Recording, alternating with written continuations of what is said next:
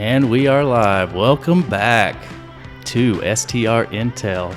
I'm here with Evan Wilburn, my brother, and Killian Gordon. Guys, what's going on? What's happening? Just enjoying some nice weather after we just had like 30 days straight of basically rain and one day of snow in May. So yeah, just enjoying having some nice weather around here. It's warm and sunny and loving it. Summer's Beautiful. actually here now, officially. We drove down to Westcliff yesterday, which is southwest Colorado, and it's just absolutely gorgeous. It's all green from the rain. Beautiful area. Nice. What do you guys got going on this weekend? Any fun plans? Moving. So no fun plans. Yeah, no way. Yeah. Going on a hike. Going on a hike. That'll be Nice. fun. Yeah. Cool. Sweet. Well, today we're going to be talking about when you should consider using a short-term rental management company. And obviously we're kind of biased here, so we'll try to give an equal case for both as much as possible. Why you should, and maybe you're in a situation where you don't need a property management company. Right off the bat, can you guys think of any current situations why someone shouldn't even consider a short-term rental management company? Yeah, well, I wanted to start off by saying basically when someone's considering a short-term rental management company, it's almost an interview process on both sides. So we're interviewing that client to make sure they're going to be a good fit. Their house is going to be a good fit for our service. They're going to be a good fit for our service. They're actually going to enjoy using our service. And then they're screening us to make sure we're going to be the right fit for their situation. So it's kind of on both sides. And a lot of people don't realize that. They're just like, hey, I'm just trying to find a management company and they're just going to take me if I ask them. And it's like, no, that's it's a screening process on both sides. We want to make sure we don't bring on anyone that's not going to be a good fit, because then it just ends up backfiring. Right, because someone may need a very custom fit that maybe there isn't a property management company that can do that and do very specific things. So yeah, and maybe you need a full turnkey service and you can't find one around you, and maybe you can just see a la carte services around you, or maybe the opposite, you need a la carte services. What about you, Killian? What do you think? I think right off the bat, if you are in an area where you are potentially looking at a property management company to sidestep or operate in a gray area of regulations in your particular area of the United States, that might be a red flag. I think some of the areas where regulations are a little bit stricter, whether it be owner-occupied or not, people tend to want to look at where they can operate in the gray area. And we mentioned in our previous podcast, don't really hide that you're about to do a short-term rental. Go talk to your neighbors. And also in the same sense, legally, don't necessarily look at using a short-term rental property management company because you're trying to give arm's length distance to the fact that you might be tiptoeing in a city's gray area. Yeah, absolutely. And I think sometimes we run into people who they want a management company, so they don't want to do any of the dirty work, but they still want to manage their short-term rental. So that's what's a good example? Can you guys think of a good example of that when that's happened? There's a gentleman about an hour west of here, and he called in and he loved everything that we had to offer. And he interviewed a couple property management companies.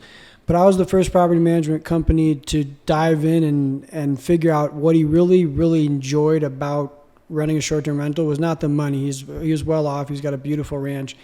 Is that he enjoyed having people out to his basement suite at his ranch and giving them the tour of the ranch. So he enjoyed hosting. And there's that big distinction between management and blending in hosting and taking care of the guest, and then also really loving that hosting aspect and having trouble giving that up in the interaction with the guests. Yeah, and that's going back to what Airbnb was in the beginning. It was fun to host people at your house and to give them a tour and to show them, hey, this is what I experience when I'm here. But almost Airbnb has become something different where it's we sprinkle in aspects of that, but it's more about having, a consistent stay, making sure the property's clean and having that consistency and then adding on the sprinkling and the great experiences and stuff like that. But yeah, that's what we face usually is someone wants us to manage it, but they also want to manage it themselves. And 9 times out of 10, when there's 2 managers involved, it never works out because there's always some type of disagreement on how something should be managed. So I think if you're going into this, to have a property manager, you have to have some sense of loss of control, or you have to lose control of your house in terms of managing it as a short-term rental. And that's going to be how you can successfully do it, how you can emotionally give up your property. Is you have to give it up if you're going to have a manager do it. And that's no small feat. I mean, some folks who've been doing it for a year, 2 years, and they're doing very well, and their main concern is just, I want to step out of it. I don't have the time to do it anymore. They've grown up their baby in a sense over the last year, 2 years, or 3 years, and that first 90 days or so of giving up more and more and letting the transition happen. And I almost need to believe that their home is going to do better with us 5 times more than they need to believe it for that first month, 2 months or so, until we really can get the property up and running and let them see that there's a lot going on the back end. And it is okay to step back and give up aspects of the management. Yeah, and we see that a lot with people. It's their personal home. Maybe it's one their kids grew up in. Letting Absolutely. go of that and turning that over. Okay, this is no longer my home that I live in. This isn't my kid's childhood home. This is an investment now, and it's something totally different. Yeah, we've seen that it's very difficult for people to detach from that, and also the people with the very specific custom solutions for their property. What they don't understand when they're asking a property management company to do those custom solutions is. Now that company has to train everyone in every department on every specific process just for you. And what you're doing is taking their time away from doing what they do best. And like you said, two managers are always butt heads, and both solutions may be the right solution, but you can't do both. And There's many ways to skin a cat. Absolutely. Mm-hmm. And We don't condone. no skinning cats, please. But another big one is, as that interview process is going on, that's a good way of looking at it, between owner and property management company. If you are an owner who lives on the property, or it's a duplex and you live upstairs, you live downstairs, or it's a mother-in-law suite, you live on the property in some capacity, really consider that it's a different aspect when you turn over the property to a property management company to let them run their processes. There's no guest interaction anymore. It's being fully taken care of. And if you are on property, but you're giving up some of those aspects of management, just sit and think about that and see if that's, if you really love hosting and that's why you live on the property, then maybe management is not the best route for you. Well, and there are different types of management. Like, we offer 2 services. One is turnkey, so we do everything. It's the owner's completely hands off. They don't have to do anything. They don't have to clean. They don't have to do guest communications. And we also offer something called remote management, where we can manage a property remotely and they still do their boots on the ground, their cleaning, their handyman, their maintenance work. And so, there's different products out there for people to choose. But sometimes not choosing a product at all and just keep managing it yourself is good. I mean, let's talk about why would you choose a property management company? Yeah, what are some telltale signs Yeah. that you should consider start using a property management company? I mean, I would say your biggest source of feedback is your review system. If you're getting a lot of bad reviews and those are mentioning the cleaning is poor quality, or even there's deferred maintenance, those type of things, maybe you start looking for that property management company. And also just valuing your time. How much time are you spending on this, and what do you want out of it? If you're working a full-time job and this is part-time, you're spending 20, 30 hours a week, but you want to maximize revenue, it's probably not realistic. And really taking a look at that and sitting down and saying, if I was objectively and fairly paying myself for the hours I'm running my home as a short-term rental, what would that look like month to month? And maybe even break it down to what percentage of my revenue would that even look like? What percentage do I pay myself as my property manager? Yeah, it's just valuing your putting a dollar cost to your time. Obviously be reasonable. Like, don't go like I'm $1,000 an hour or something like that. But being reasonable, valuing your time, and then comparing that to a management company, they're probably going to come out around the same. what you pay a management company versus what you pay yourself to manage that property. Yeah. Ideally, you want to find the right property management company that will price out whatever their management fee is. Yeah. And plus, now you add whatever the value of your time is to that. So those are the two big reasons I see. There's all types of little subcategories of that, but it's, saving time. So if you're spending a lot of time managing yourself and you don't want to be spending that time, or you think your time's worth more than the management of that, which is a lot of the reasons why people choose to have us manage their properties.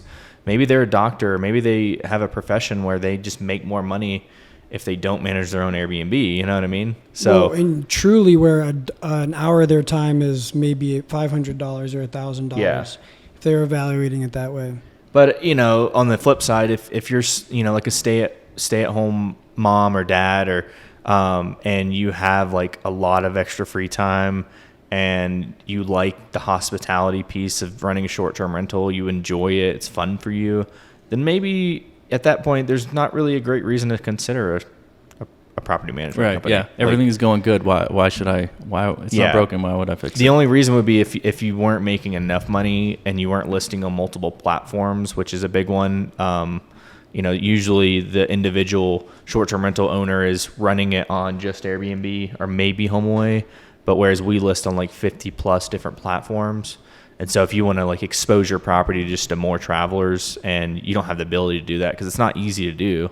You got double bookings. You have to be a payment processor now. You got to look out for fraud detection of credit cards. Yeah.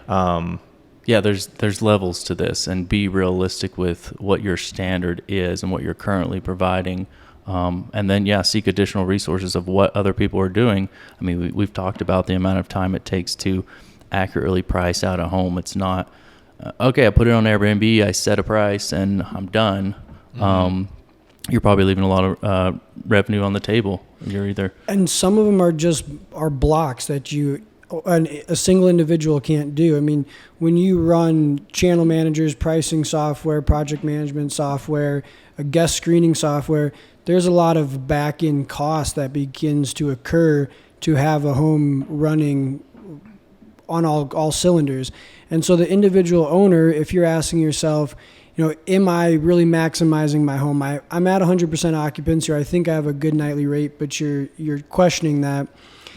You don't know what you don't know, and some folks just can't go out and pay a certain percentage of the revenue off of one home to have pricing software, channel management software that's going to help them maximize their home. So just going through that process with a property management company and interviewing, and even if it's just to educate yourself on seeing what areas could you improve, and maybe it's not a good fit right away, maybe you have some solutions you can do to improve it in the meantime, but at least you're knowing you're not operating in the dark. You're not just relying on Airbnb's pricing or what Airbnb thinks the occupancy should be, or just one or two other websites.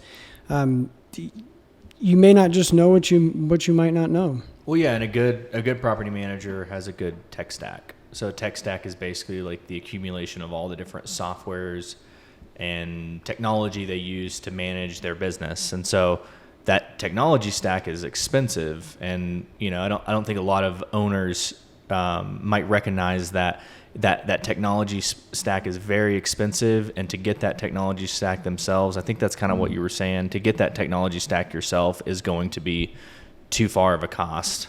Because property management companies are getting that at a bulk discount rate. Yeah, exactly. Basically.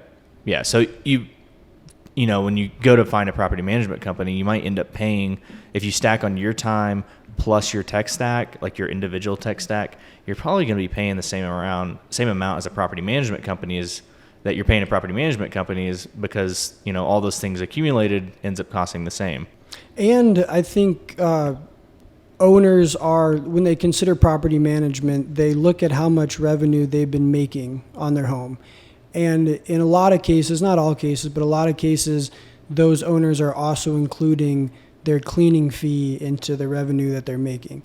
Whereas in our case, the cleaning fee is going to the cleaners. That's what they do, of course. And really all the revenue we talk about and we discuss is solely the nightly rate. And you can only get so far if you're using one individual website or two websites. Those tools can only take you so far.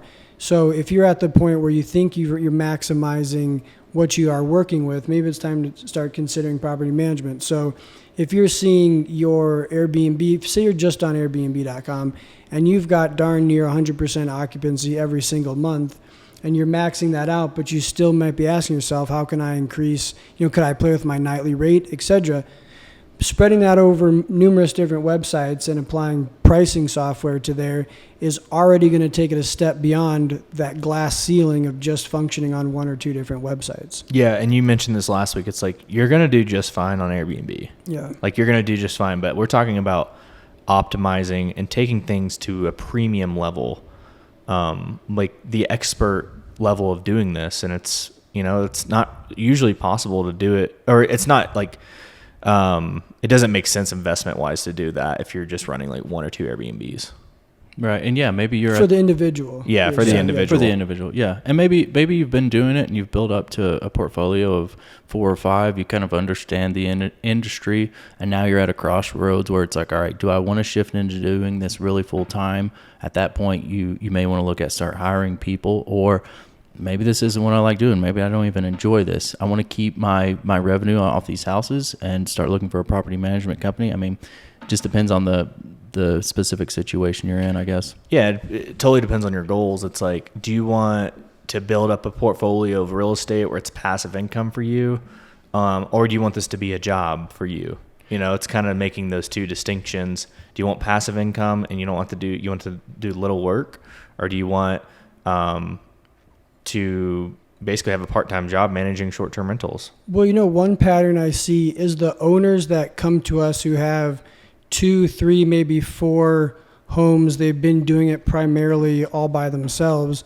That's a very educated short-term rental owner. And they're more than happy once they learn that everything they've been doing and all the hard work that they've put in to have those homes where they are now is going to be matched and probably even exceeded in terms of care. They're very happy to let those homes go and turn them over to management. And they seem to be the happiest owners because they're so well informed about the industry as a whole.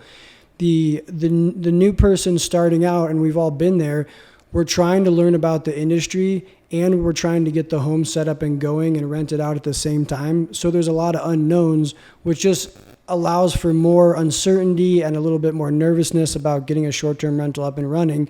And those owners, it takes them a little bit longer to learn about the industry and kind of get up and running, as opposed to the folks who have been doing their research, have multiple homes on board, and are much more familiar and are more comfortable taking a step back.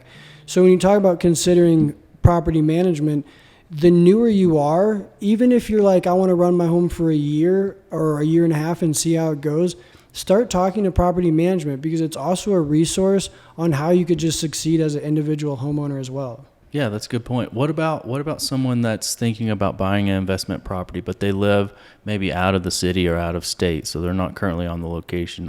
What should they start thinking about and considering as far as, should I try to do this? Should I try to contract everything out? Or should I try to find a property management company?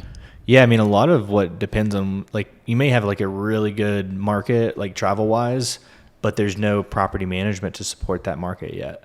So like the property management just hasn't gotten to the level to support it there, which usually, I mean, property managers will follow where the travel is big. So that's usually not the case. But yeah, I mean, that's a hard one too. It's like analyzing, because it's still fairly a new industry. It's analyzing whether or not the property management is good there, like picking, because I mean, 4 years ago, there wasn't any property management companies here in Colorado Springs, and that's only just started.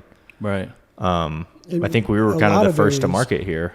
Yeah, and that's kind of why we started the company, because we couldn't find it for our own homes. So it was like, okay, well, this is a lot of work. Let's see if we can find a property management company. And yeah, there was none that were doing. And two, it's a brand new industry. I mean, urbanization and professionalism of STRs has only occurred maybe the past 5 to 7 years. I mean, vacation rentals have been around for a long time, but actual companies taking in and creating experiences out of it is pretty new. So the industry itself is just kind of getting started. Well, this might sound obvious. To answer your question directly about an out-of-state owner or out-of-city owner, or more remote property, just because you have a good relationship with one cleaner doesn't necessarily mean your cleaning is taken care of and reliable. And just because you have a relationship with one handyman or one contractor out there or in different areas doesn't mean you've got that pinned down as well.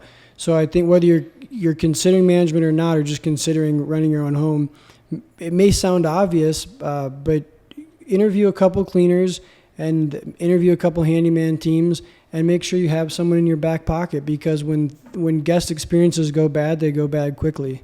Yeah. And if you have one point of failure for your maintenance and cleaning, it's like people are people. They go on vacation, they get sick, they have to take days off, and things happen. And it's like you got to have a backup. Otherwise, you're going to be doing it. And if you don't live in the area, well, what's going to happen? A guest is going to check in and the place isn't ready, or you have major maintenance items that need addressed. So a property management company is going to have numerous relationships with numerous cleaning teams, or they, in our case, have them in-house and their own employees in some instances.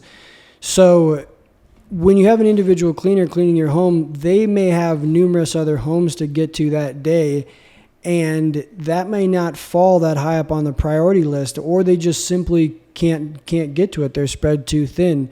And so if you're running into that issue, consulting property management to see if they can have consistent cleaners out there for you would be a key. And that goes for all the little services involved with short-term rental. Well, just to go a little deeper in that, it's like at Hosty specifically, we have, at least 5 people over in our property care department that it's their single one job is to make sure we have enough cleaners that day and to make sure each of our clients' homes gets cleaned after every flip. So we've got 5 people dedicated to that one task, which is pretty crazy, but that's how important it is. Right.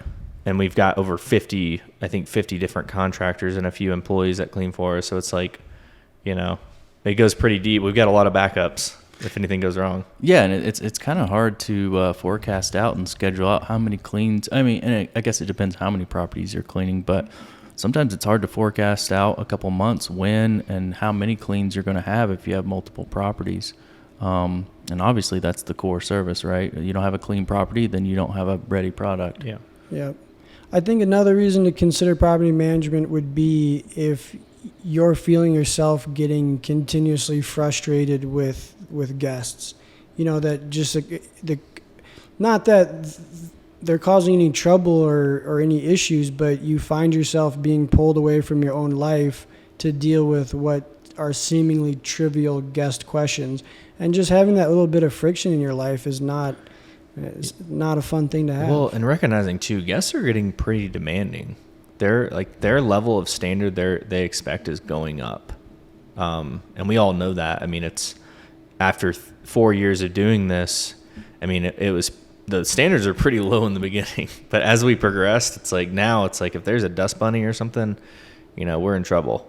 Yeah, you're right. The standard has completely gone up. And yeah, just recognizing that if you're the individual owner, you have several properties, that you just have realistic expectations. And like you were saying, Killian, if you're getting burned out on it, especially, for me, it was the standby phone, taking after hours phone calls, being, I'm at a restaurant with my family, it's 9:00 and it's on a Saturday, and I'm getting a call and I have to step away, step outside and take it, and I may be on the phone for 20 minutes, an hour. And that was constantly reoccurring, and that's tough when you can never actually turn off and you're always working, especially if you have a full-time job on top of this. You're just, there's no off button and you're always on. And some guest issues can extend beyond just a phone call. Like the initial phone call is the discovery of the problem, and now you begin working on the solution, and it's an hour later or so before a solution is even presented, and an entire evening can be gone. And in some cases, if it involves coordinating other services, you could have almost a day of your time gone. And these are all things we've experienced and run into and other homeowners are experiencing. But speaking to the group out there that's relatively new, I think we're brushing over some of maybe what we consider obvious ones. And that's like, well, if your occupancy is severely low, let's take a look at that. If you think your pricing is really low, or you're just having trouble figuring out where you stand in the market, that's something to take a look at. The cleaning, the maintenance, you'll run into those issues no matter how backed up you are with cleaning teams and maintenance teams. Like sometimes issues will arise, but then there's the obvious things that are more immediate that you can tell. Yeah, issues will always happen at the worst time too. Murphy's Law. And they can happen anytime in a short-term rental. So you're going to get that call when you really don't want to get that call. Right. And that's when, if you're not prepared for that, or again, going back to expectations, if you haven't set those expectations for yourself, then maybe a property manager's might be the best fit for you. So what are some other reasons why you might use a property management company or you might not? I mean, the big ones, it's on using one, it's time, saving time. It's, can I earn more money with this property management company? I mean, those are the two biggest ones. Wouldn't you say, Killian, is when we usually start seeing people come knocking on our door, asking for help? It's the time and the money piece. Yes. And I encourage people, don't look at a property management company from, this is how much I'm currently making, and if I turn it over to property management, I'm going to make that amount less what I have to pay them. So in the end, I'm making less money.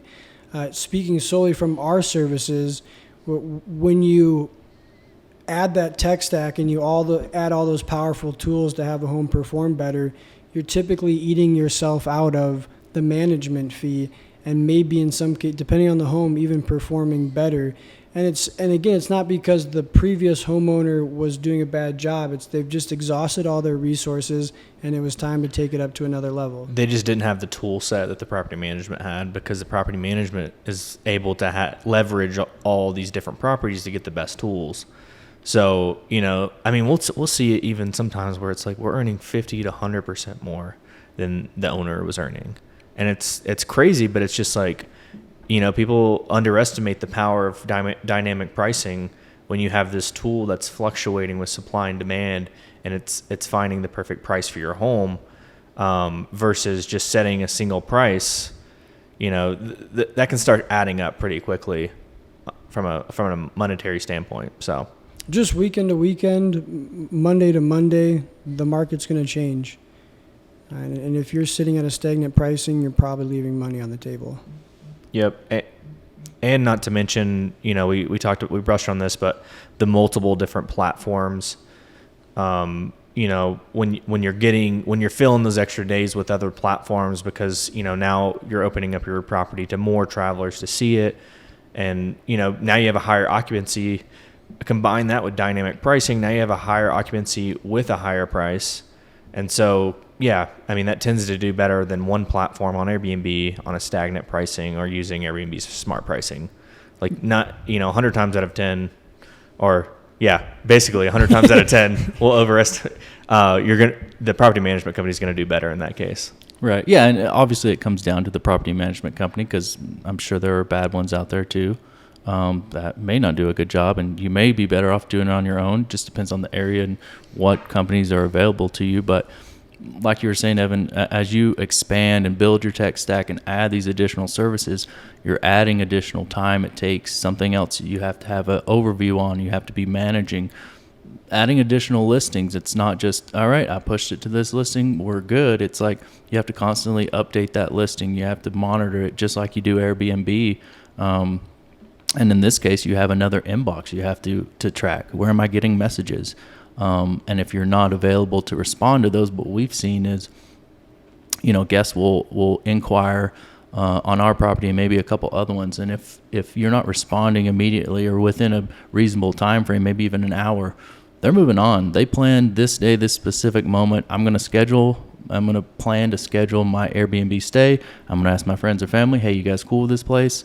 And then they're booking it. They're not going to wait around a week for you to answer them back. Oh yeah, mention inquiries. Like, it shouldn't be 30 minutes. I mean, that's probably the longest we'll go without responding to an inquiry.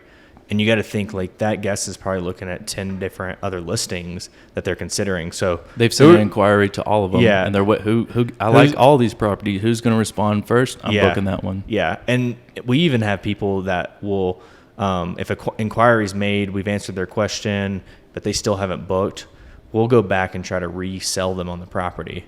after the fact. So it's almost like a double whammy, and we'll convert a lot of those guests to booking the homes from doing that. So it's like that's going the extra mile Yeah, and those to earn inquiries, revenue for these homes. those inquiries could be coming in at any time of the day. They could come in at midnight because someone lives, overseas somewhere else, and that's their regular daytime. They're sending the inquiry, Yep. but you're missing it because maybe you're not checking till 9 o'clock the next morning. So you have many hours gone by, and yeah, that could be a large source of your revenue you're missing out on. Whereas we, as a 24/7 business, we have someone responding to messages 24/7, 7 days a week, 24 hours a day, always answering inquiries at the same speed. So it's like we convert a lot more guests than probably the average owner does. Just in a broad summary, I was going to try to hone some things in so people had some takeaways in terms of when you probably shouldn't seek management. If you're enjoying it, if you enjoy meeting the guest, if you really enjoy that hosting aspect of it. If you live on a shared property, maybe just give it a little bit more thought. It doesn't mean it's not a good fit, but there's just a few more moving pieces. And then for looking at property management, are you comfortable with where your occupancy's at? Are you comfortable with where your pricing is at? Do you feel like you're adequately prepared to handle every guest need at any time of the day? And your time. It's probably the most valuable thing. And what's interesting is to throw in there, I've heard owners come on to us where they were at the point where they were asking themselves, is this even worth it for us, and that we're going to sell the property? And that's almost shocking to me because that's very, very rare to see if a home is being run properly.